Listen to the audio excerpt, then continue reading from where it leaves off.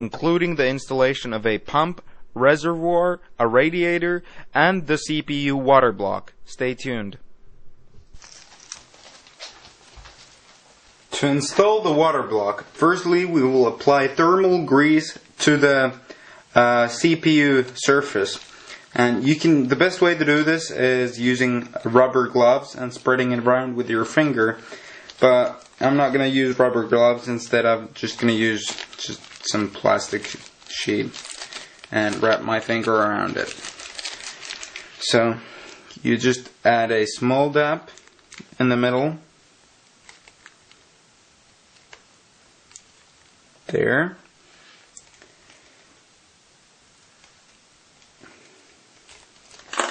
Then you take your piece of plastic, wrap it around your finger,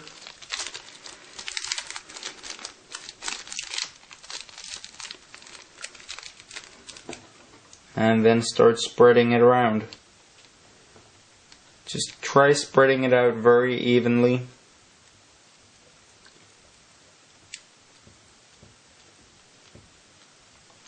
So that it covers the entire surface.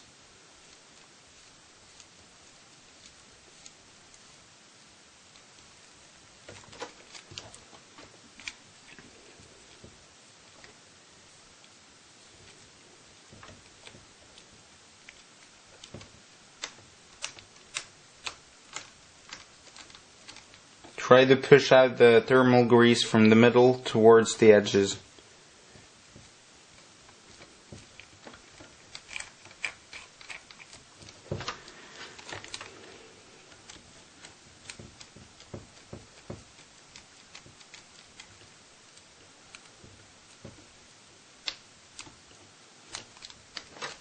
Now we have successfully applied our thermal grease. Once you have applied your thermal grease, with the EK water blocks, the inlet of the tubing will be the one closer to the metal. So if you're taking your radiator up here and taking the pipe there, and then you take the out pipe to a reservoir, it would be better that the inlet would be towards the front of your computer. But before installing, remember to remove this sticker at the back, and it shows an extremely shiny surface, which is very shiny, and because everyone likes shiny stuff. And then just gently press it down through the back plate screws that you installed.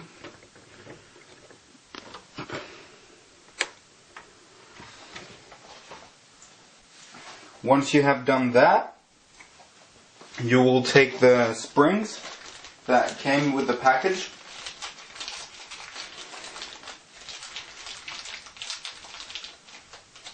You will insert the springs into each hole. Okay, there's 2 springs tangled. This one. Okay, yeah, there. Put the springs in. And 4th spring. There. And then you take the caps. These things.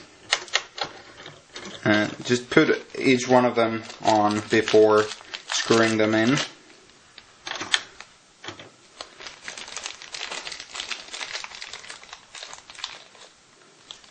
There.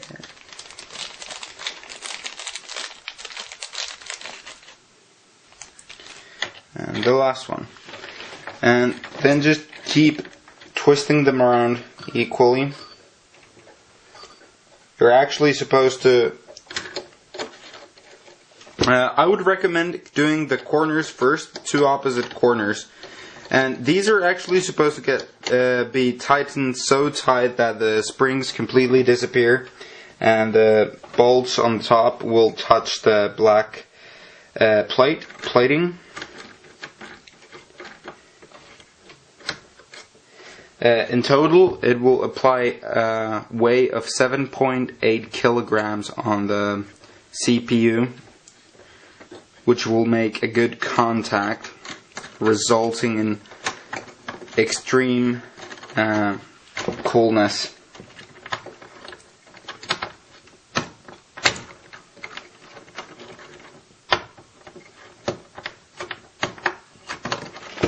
The last one will always be a bit harder than the others, so when you're doing the others, it would be better if you don't do them too tight, so the last one is a bit easier.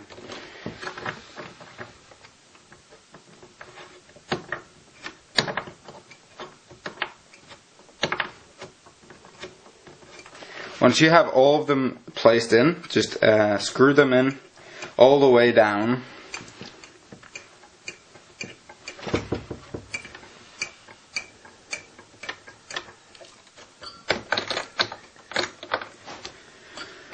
That one came off.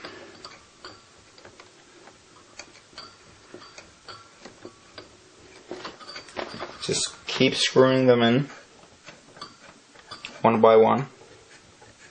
Don't add too much pressure on a single one at a time. Try tightening them one by one a little bit, and then just keep going back at them. Keep tightening them again.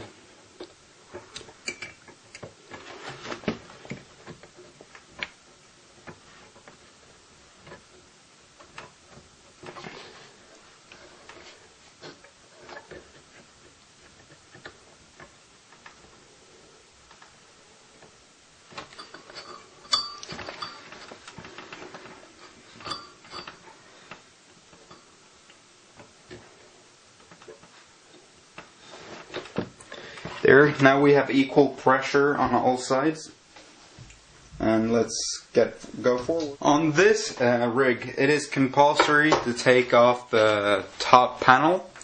Depending on what type of a water cooling system you are building and what type of a PC case you have, you may not need to do this. However, you do not need to take the huge fan off, although you can. It'll make it easier, but it will just be fine. You will just add these screws to the retention brackets at the top, which are in the case. There are small holes for the screws. Then you take your fan. You place the fan. I added 2 screws. The other one was there already, which I added earlier. And then you just put your fan at the bottom. And I will flip the case so you can see what will happen at the bottom. As you can see, the screws are here at the top, and you will just have to take the fan that you have and line it up with the 2 first screws, because there are no retention brackets for the 2 others.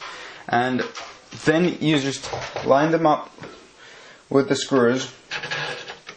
Once you've managed to get the fan up there at the top, you will just take your radiator, which for me is a 220 millimeter fans, and make sure that your stoppers are on that side. Now, as you can see, I added the reservoir and the pump. Okay, so next we will be cutting the tubes, and there's nothing special to it. You only just measure the length it takes for your pipe to get to the next object. And then you just cut it with big scissors, and they need to be big, and that's all. And then you just connect them using the parts, these things, barbs, whatever they call them. Let's continue. So I added a small funnel at the top of the reservoir, and I will be pouring the liquid in through the top.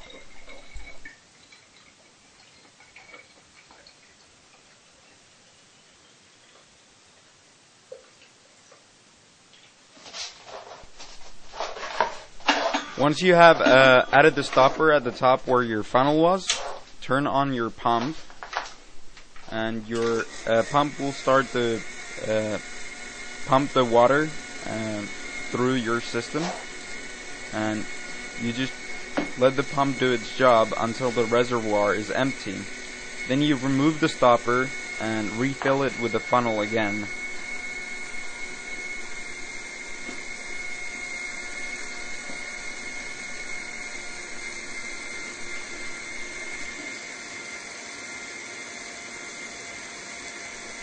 Be on the lookout for any leaking. I'm very confident in myself for not having any leaks in my system, so I did not add any paper towels or anything. And I'm also using a liquid which is non-conductive, so if I spill it on my motherboard or any other electric item, it won't break. And once you turn off the pump, as some of the water comes back, and just re-add the liquid you have. Just keep adding more liquid, and you need to repeat this process multiple times.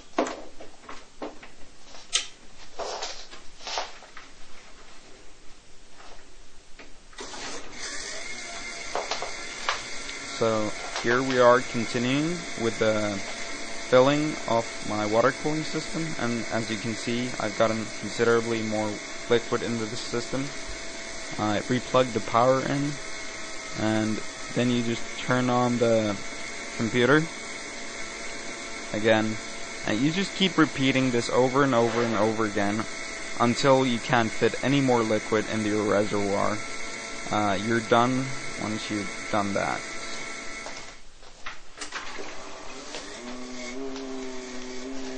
As you can see, the water is already making a full circle, which is really good. And as you can hear now, the voice of the water cooling system is lowering considerably as the air is being pumped out of the system. You will not have any air going into the pump, which is causing the noise. And once you've done this 100%, there's practically no noise in your system at all.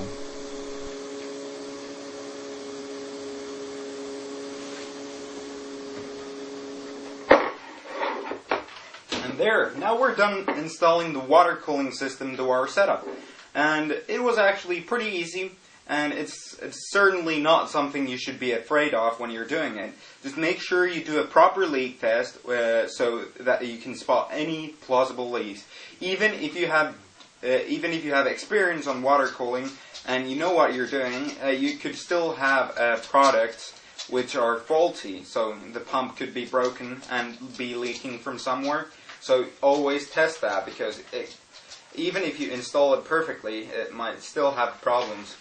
But anyways, the only key points you need to know when installing water cooling are the reservoir, the pump, the water block, and the radiator. And installing them in this order is, according to EK Water Blocks, the best order to install them. And one of the important things you need to remember is that the water pump always needs to be below the reservoir. So the reservoir is always on top of the pump. And then you have the tubing, and you just plug them into each of the items, and you use these barbs to connect them. And just make sure everything is connected well, and that's it. It's that simple. And I hope you enjoyed my water cooling video, and thank you for watching, and see ya.